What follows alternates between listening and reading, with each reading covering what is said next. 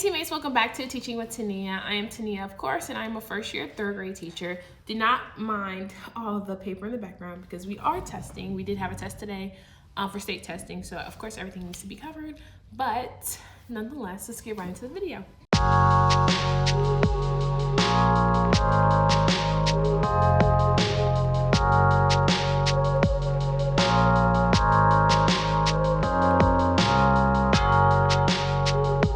So in this video, I'm talking about basically everything that I learned in quarter 3, and it has been the toughest quarter yet. If you watched my what I learned in quarter 1 and 2, like the beginning of the year videos, you will see that it has a much different tone to it than what I'm about to talk about now, because by the grace of God, I made it through the third quarter. And I don't know if it's because the weather's getting warmer or what, but it has been a struggle, so let's get into it. The first thing that I learned in quarter 1 is that you are the star in your classroom. I feel like sometimes with support staff coming in and out of your class, or just people being pulled or not being pulled, or even just student behavior, like you are the star in your classroom. And I feel like as teachers, like we set the tone. So whether it's a good tone or a bad tone, the kids are gonna feed off of that. So I had to learn that very quickly, that if I come in not feeling my best, 9 times out of 10, the students will feel that, like sharks smell blood, and they will feed off of that. I hate to describe it that way, but I've noticed that no matter what's going on in my personal life, like you have to leave that at the door, because the students deserve your best. And once they see that you're calm, mellow, and not on edge about stuff, then they will soon follow suit. That's the first thing I learned, and it actually took me a while to learn it, like towards the end of quarter 3.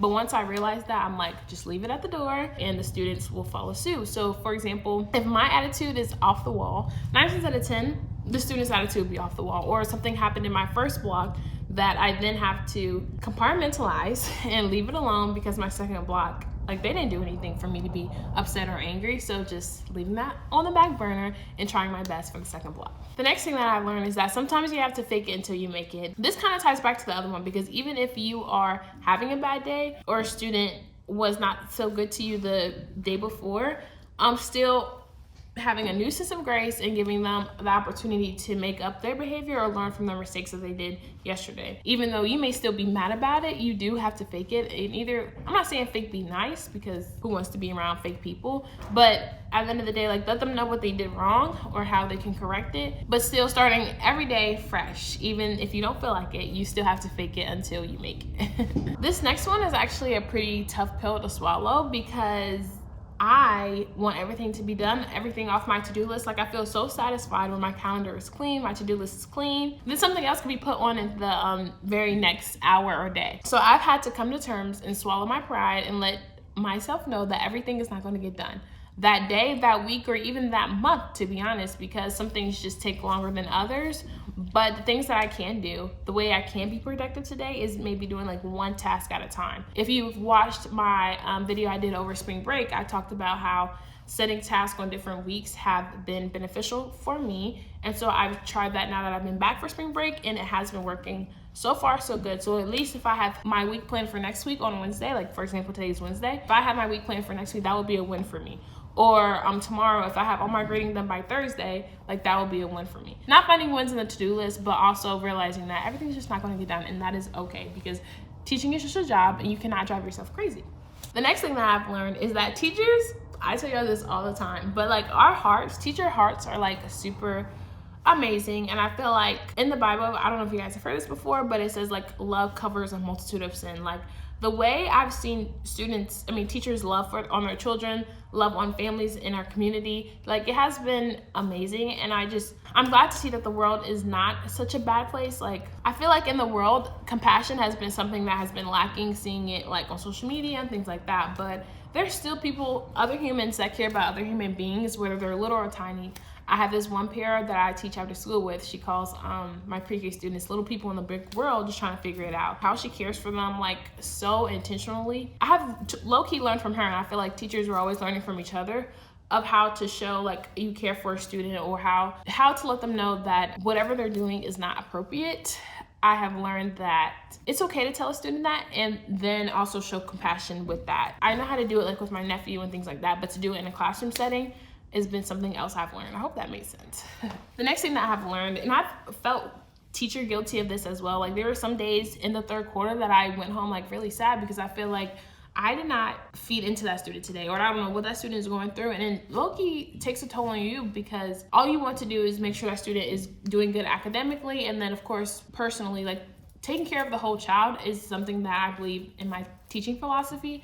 So some days I felt like I was letting a kid slip through the cracks. So instead, to reverse that, I decided to do like weekly check-ins with a student. Like, for example, I have 31 third graders. It's no way I could check in with each and every one of them every single day, but at least like during small group, having one in each group. I have 3 groups. If you want to figure out how I'm doing small groups, go ahead and leave that down below. I'd love to get that video out to you guys. But for the student that I know is struggling or maybe having a bad day that week, either invite them to lunch or have them hang back during a small group and ask them a question about their life or something that they told me earlier. Like, for example, one of the students told me that the family was going to an amusement park over the weekend, and I didn't get a chance to follow up on that. So that's another way that I could show that I care and also see what's going on in their life, because they're not just students on a paper or a number on a roster. Like, these are actual human beings. And I feel like sometimes with teaching, it can make you rough around the edges and not want to be so compassionate because of student misbehavior or just other things going along in the education system. So just having those check-in points, like, hey, not as a friendly way, but in a teacher way, like, hey, I know this happened, or I knew this happened earlier this week. Just checking in would be beneficial. Another example of this would be if a student came in sad after lunch, and I know that we're really excited in the morning, having that check-in and say, hey, I know something happened. Did something happen at resource? Or I noticed that you're feeling a little sad, or you're not yourself today. Do you want to talk about it? And give them room to say no, because not all students want to open up to you, or not all students just feel comfortable if you haven't built that trust yet. So just be careful with that. So this is the positive from quarter 3, is that students will meet your high expectations. I have had students blow my mind as compared to things that I thought they would be able to do or things that they wouldn't be able to do. Like, don't put limits on children. I was about to sneeze. I'm pretty sure I've set high expectations in another video, but to see students